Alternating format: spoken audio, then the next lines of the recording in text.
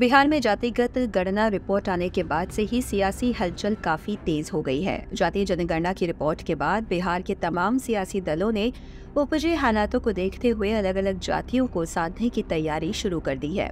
जातिगत गणना के बाद बिहार की सियासत में पिछड़ा, अति पिछड़ा, दलित वोटर की अहमियत को देखते हुए सवर्ण वोटरों पर भी तमाम राजनीतिक पार्टियों ने नजरें गड़ा दी है। खासकर महागठबंधन में जदयू की नज़र सवर्ण वोटरों पर कुछ ज्यादा ही गड़ी हुई है। हाल के दिनों में नीतीश कुमार और लालू यादव ने कई ऐसे कदम उठाए हैं जिससे समझा जा सकता है कि महागठबंधन सवर्ण जातियों को अपनी ओर खींचने में लग गया है। जातिगत गणना रिपोर्ट के आंकड़ों में सवर्ण समाज की हिस्सेदारी मात्र 15% के आसपास ठहर गई है। बावजूद इसके सवर्ण समाज की अहमियत चुनाव में बढ़ जाती है और माना जाता है कि इस समाज का वोट एक मुश्त जाता है। इसी अहमियत को देखते हुए नीतीश कुमार ने जातिगत गणना रिपोर्ट आने के बाद न्यायिक सेवा में 10% EWS को आरक्षण की व्यवस्था कर समाज को बड़ा मैसेज देने की कोशिश की है।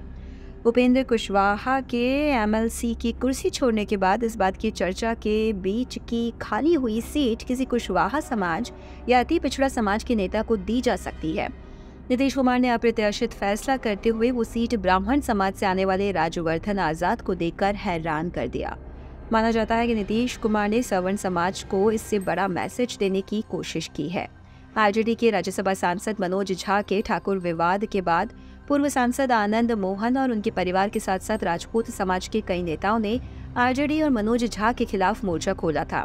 उसके बाद नीतीश कुमार ने आनंद मोहन के बुलावे पर उनके चाचा और दादाजी के मूर्ति का माल्यार्पण किया और आनंद मोहन की जमकर तारीफ भी की, जिसके बाद माना जा रहा है कि नीतीश कुमार ने सवर्ण खासकर राजपूत समाज को बड़ा मैसेज आनंद मोहन के बहाने दिया है। नीतीश कुमार के बेहद नजदीकी नेताओं में शुमार, जिन्हें नीतीश कुमार बेहद खास अहमियत देते हैं। इन नेताओं के सुझावों का वह बेहद सम्मान भी करते हैं। इन नेताओं में से अधिकांश सवर्ण समाज से आते हैं। इसमें ललन सिंह राष्ट्रीय अध्यक्ष, संजय झा मंत्री, विजय चौधरी मंत्री जैसे नेता प्रमुख है।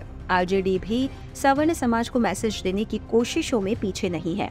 इसी हफ्ते जब कांग्रेस कार्यालय में श्री कृष्ण सिंह की जयंती मनाई गई, तब लालू यादव लंबे समय के बाद न सिर्फ इस समारोह में पहुंचे बल्कि श्री कृष्ण सिंह के कार्यों को याद कर उनकी प्रशंसा की। साथ ही कांग्रेस प्रदेश अध्यक्ष अखिलेश सिंह की तारीफ कर भूविहार समाज को भी बड़ा मैसेज देने का प्रयास किया है। बहरहाल अब ये तो वक्त बताएगा कि सवर्ण समाज के वोटरों को अपने पाले में करने के लिए महागठबंधन खासकर जदयू की कवायद कितनी सफल होती है या फिर बीजेपी के मजबूत वोटर माने जाने वाले सवर्ण समाज पर इस कवायद का कोई असर नहीं पड़ेगा। ये तो चुनाव परिणाम के बाद ही पता चल पाएगा, लेकिन चुनाव के पहले राजनीतिक दलों की जातियों को लुभाने की कवायद जारी है।